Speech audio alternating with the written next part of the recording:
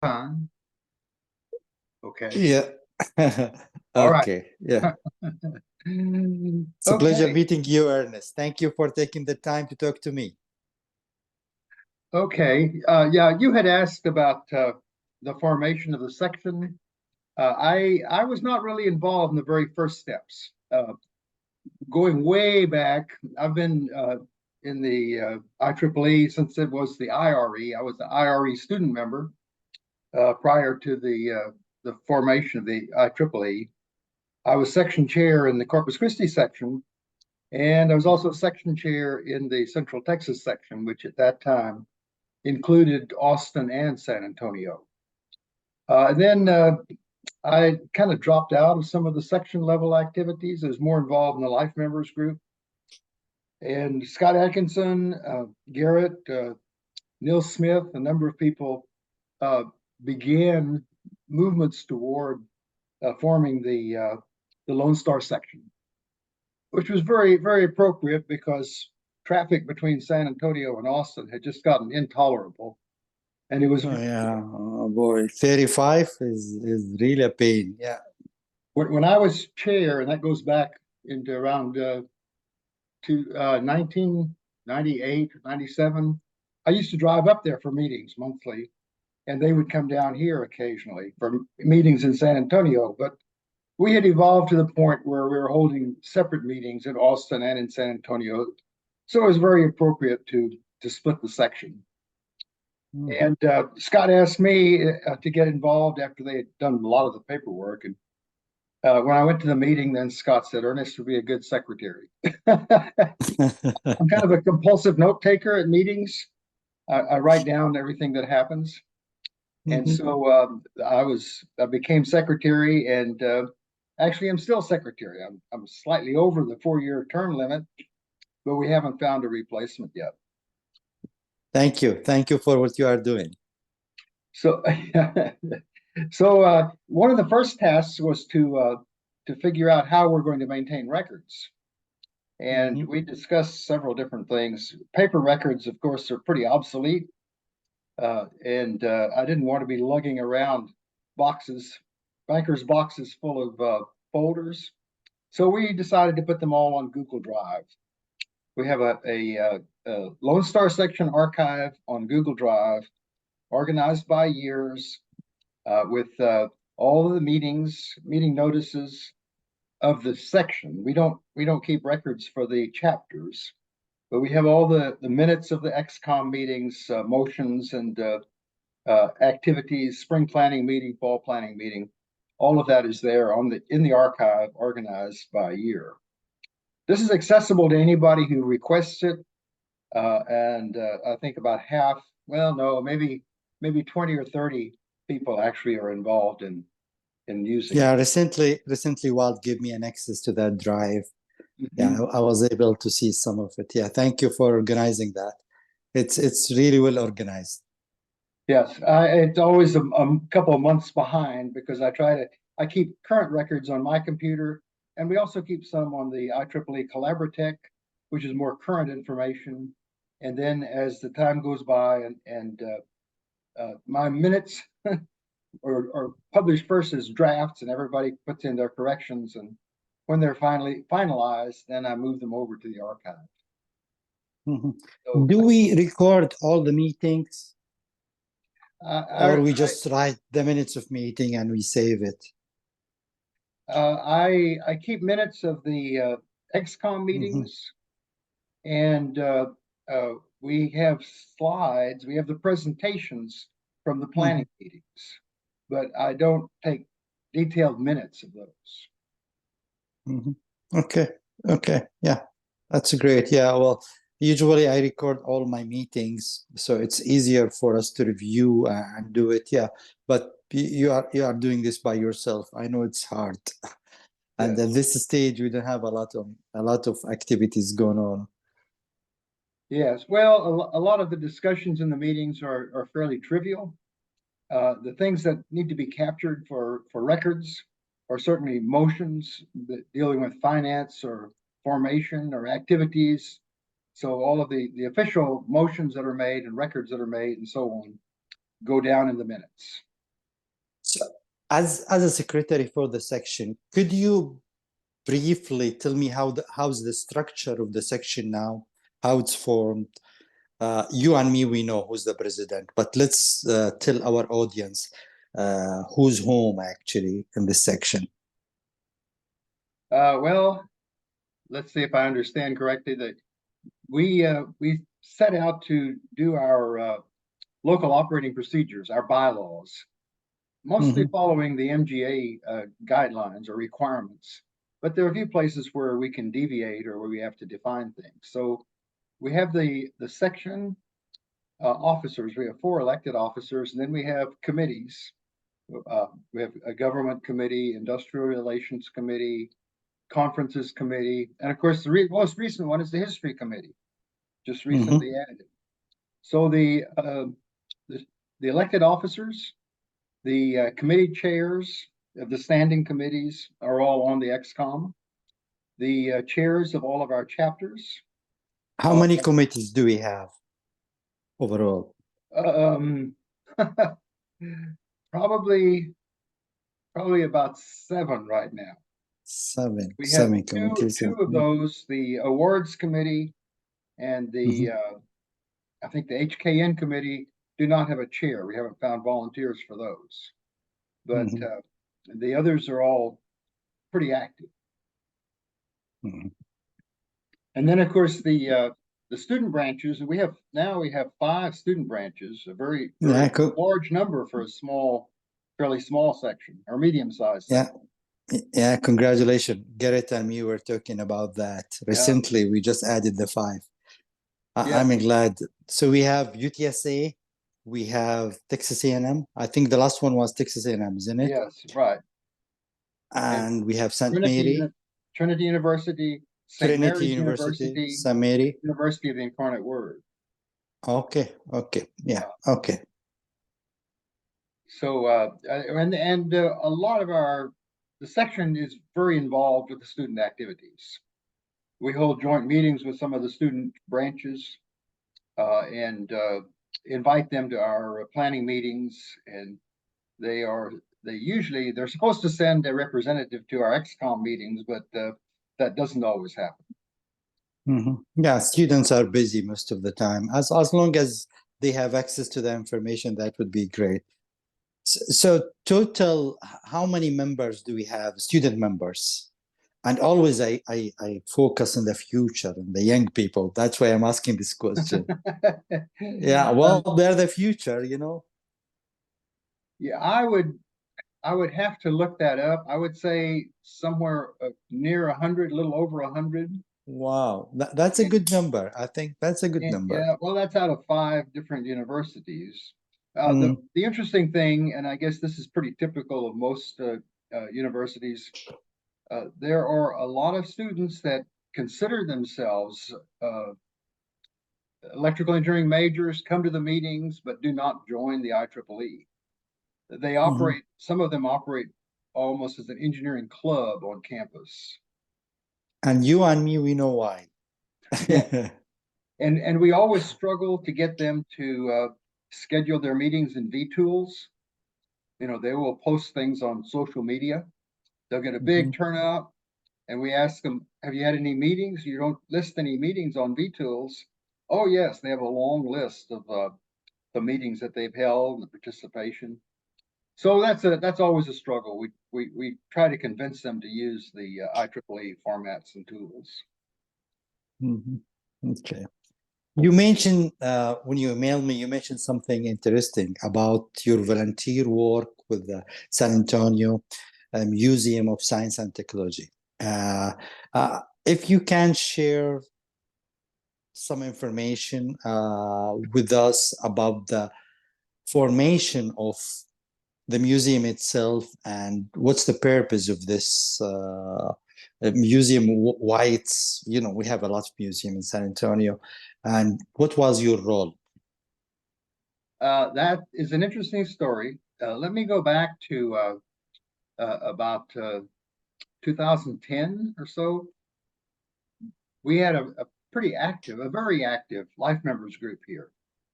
I think Scott had organized it, Scott Atkinson had organized it a few years before. And in 2010, I believe I was vice chair, program chair of the Life Members Group, and always looking around for programs. And one of the things about the retired members, the life members, the old folks, if you will, is that we're always interested in interesting items, you know, the history. So because we lived it, we lived through that. And so we had several times we had programs where members brought artifacts in. We had people that brought old telegraph keys, old radios, Heathkits, very early computers, radio equipment, vacuum tube collections. And we had set up on a Saturday at St. Mary's University. We went into one of the laboratories and organized an exhibit. We did this again the next year. No, Trinity was first. We did Trinity University first and used one of their laboratories. And we made up certificates for best in show and oldest artifact and best presentation and things like that.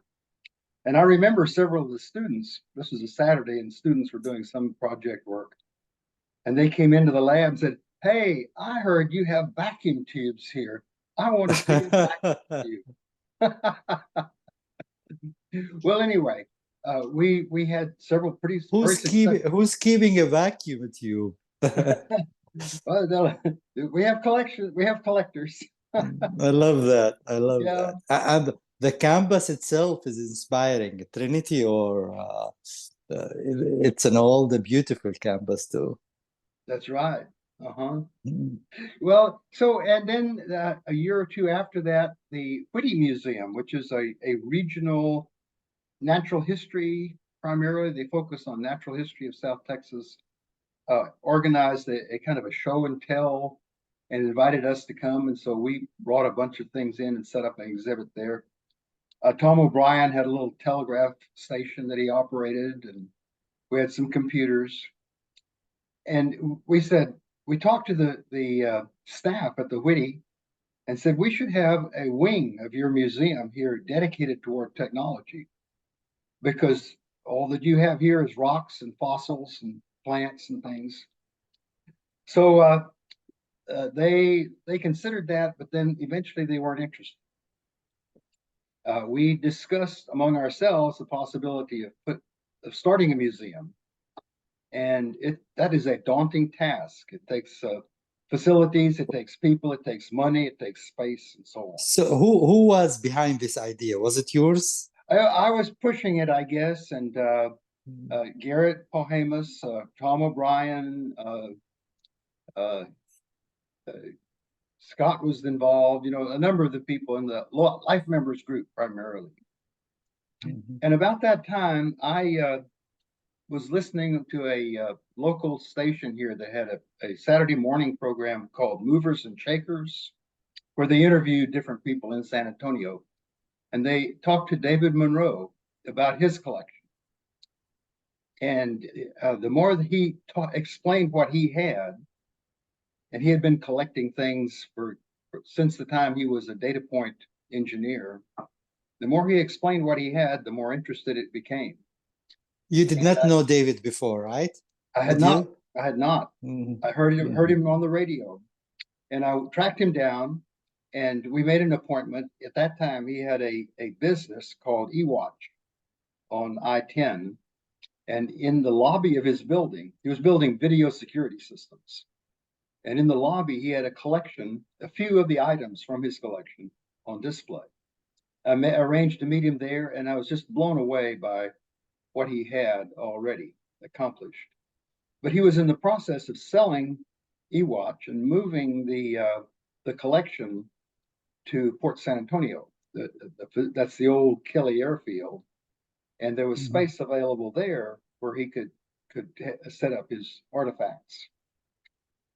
So from that time on, then we, the Life Members Group, diverted our attention from trying to do something ourselves to helping David. And he came and gave presentations to us, and we went out and toured his facility. In 2017, and I guess it came about in 2018. We wrote a proposal to the Life Members Foundation for funds to build an exhibit on cybersecurity. And we got almost $40,000, I think, in a grant.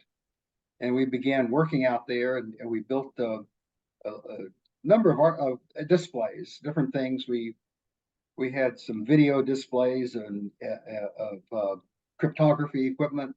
We had some explanations of codes and coding systems. David has an Enigma machine, an original German.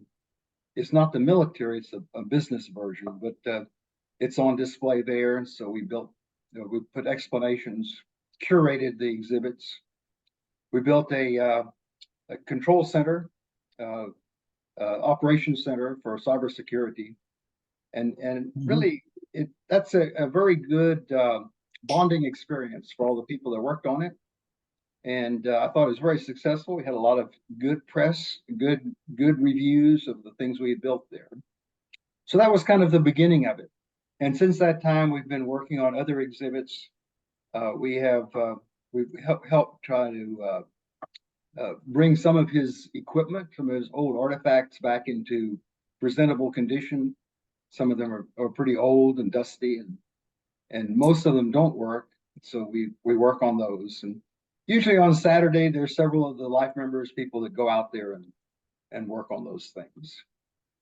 And it was only 4 of you. You, Scott, Tom, and Gerrit, right? Yes, and there are a number of people that come out there regularly. Daryl Hegedus and I guess Joe Jankowski. And some people are a little more often than others. Larry Higgins comes out. So we have a kind of an informal group that goes out there and works on things. You see, this story, I would love the young people to hear it. That will encourage them to come. Wow, this is interesting. I would like to participate. I'd love to be part of that. That's true. That's true. You know, just get them involved. They will enjoy it. So that's kind of the story of SAMSAT museum. There is a very large warehouse, which had been the old commissary of the airbase, that is full of thousands and thousands of artifacts. We have very early computers. We have a very nice collection of old telephones, dynamos, radios, you know, mostly electrical power and systems like that. So although it's called a science technology museum, it's primarily electrical and electronic. Well, that's what the science is, mostly electrical and electronic. Right. Yeah. Okay, let's talk about the stepping stone award, which is Region 5. You told me you prepared the nomination. So let's talk about that. Why did you pick, or why did the section pick the data point, and how it goes, how long it took until we get the award, and what it means to have that award? Well, Data Point was at one time the largest company in San Antonio, one of the largest employers. They were a Fortune 500 company. They started out life, I'm digressing a little bit, but this is background. They started out life as the Computer Terminal Corporation at a time when time sharing was popular and people were using teletype machines to access timeshare computers.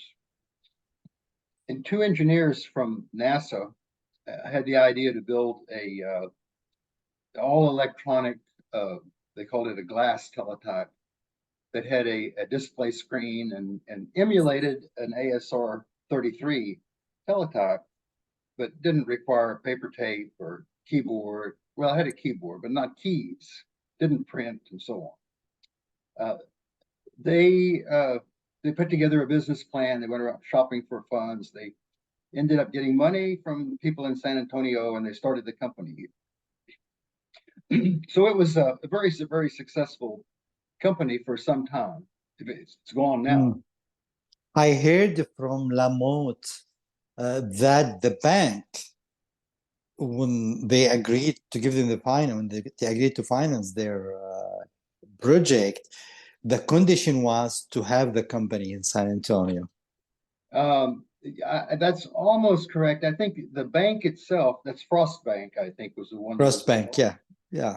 I don't think they were specifically involved, but one of the principals, Tom Frost or Joe, one of the people, individuals associated with the bank family. I think it was Tom Frost or Joe, and that was kind of his thought too.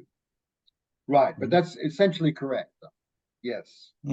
Yeah, because people think that Ray and Gus are from San Antonio. They are not from San Antonio, but they had to start this Right. business in San Antonio. Yeah, correct. Okay. So, right, well, you're obviously clearly familiar with this story. Well, I took to Lamut for a while and I text him and he texts me many times. And then he sent me finally a copy of his book and emails. And I'm working in an article for Spectrum. So I have to be aware of all this information. You know, it's a big deal. It's a big deal. And I think the Stepping Stone Award is good for us in Texas, but still it's Region 5. Yes. So I hope the Milestone Award is gonna give us more recognition. That's what Data Point deserve. It's a huge. I did a lot of research in the last few weeks, and even Apple or Macintosh, IBM, Xerox, all of these people started after Data Point. Yes. They benefit from that invention, Yes. and that's what not many people know because it's famous. Everybody knows Apple and IBM, but they don't know that everything comes after Data Point. Right. So how was the award? How was Well, it? we were it was one of our meetings. We were sitting around the conference table at the museum. And the museum has a lot of artifacts. David Monroe was an engineer there, and he was one of the really creative people on their staff.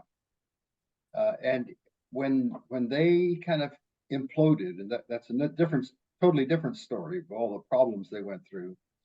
He collected a lot of the information that they had, and out in the museum they have file cabinets and bankers boxes and so on with original business plans, original records, patent records, filings, drawings of circuits, and things like this. All that documentation is out there at the museum.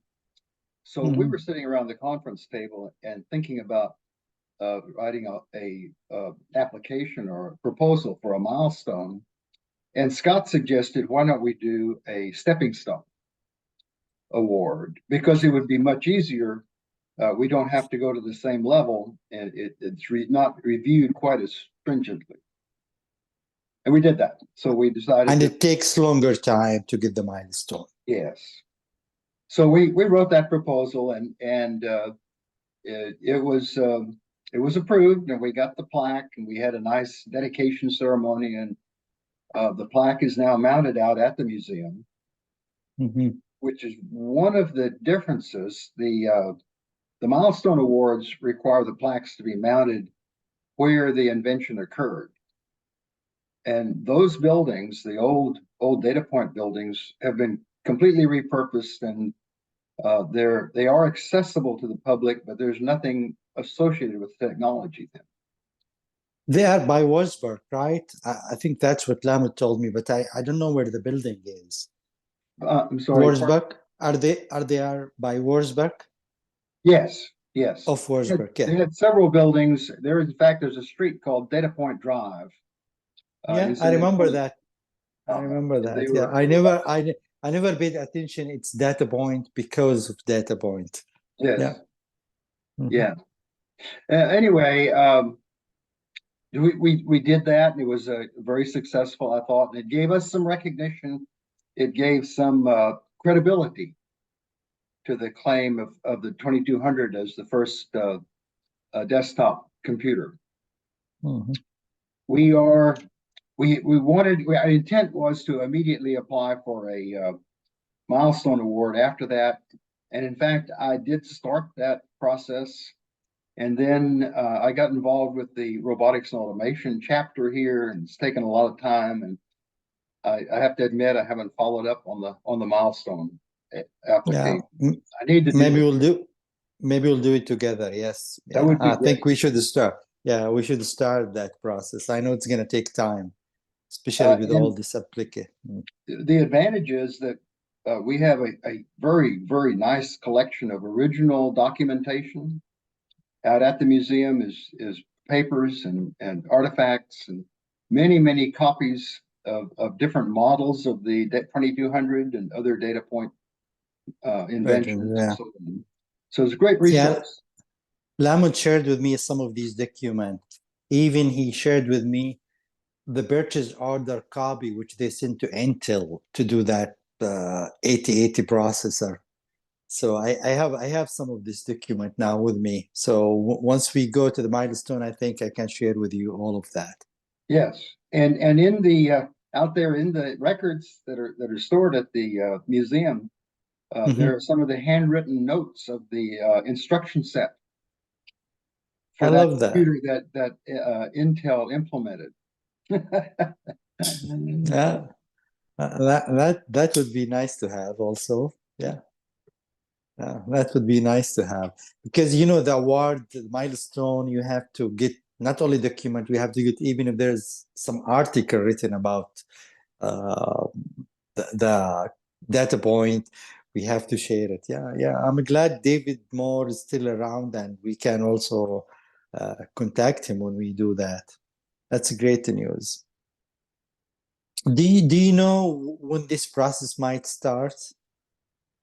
But pardon me, I have a bit of a head cold. I'm a little having No, do you something. know do you know when the process of nomination for the milestone will start? Do you have any idea how soon we can start that? We could start immediately. Yeah, we could Hmm. start immediately. In fact, Okay. I have it's all an online process, and I have started something like that. I've started the application, but I just haven't gotten very far. I Okay. should link Okay. that to Yeah. you, and maybe you could push a little bit and maybe encourage me Yeah. and do some yourself. I will try to link that to you. Yeah. Yeah. Thank you. Thank you for doing this. Yeah, I would love to do that.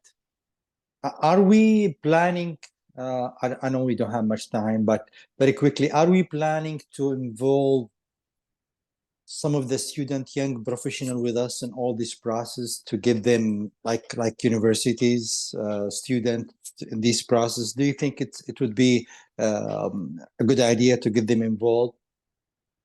It would be a great idea.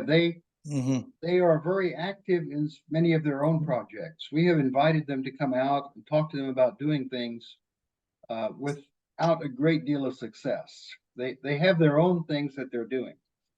The museum has interns. They hire interns for the summer and for the year, and they may have as many as 10 or 15 at a given time. And those interns are very valuable in a system. Hmm. Uh, Great. but the students, for some reason, and I'm not quite, I've tried to work on them sometime in the past. They're generally more focused on their own projects. They have Hmm. their own internal competitions, for robot competitions, drone competitions, and things like that. And it's hard to get them to come out to the museum. They're not as past oriented as the Yeah, others are. yeah. I need to be in touch with them and just start documenting their activities. Also, I have to start attending their meetings and get there. I have finally question, then I will let you say your final word. Why do you think it's important to have a history committee for the section? Well, there are clearly things that need to be documented. And I guess there are two parts. One is the history of the section, Mhm. which I have tried to do some of that as secretary, but there are things that need to be gathered. It would be nice to have a running commentary of events by year. And events, I mean, not just the minutes, but This year, for instance, the Texas A&M San Antonio student branch was organized. 3 years ago, the University of Incarnate Word student branch was organized. 2 years ago, the section received the outstanding mid-size section award.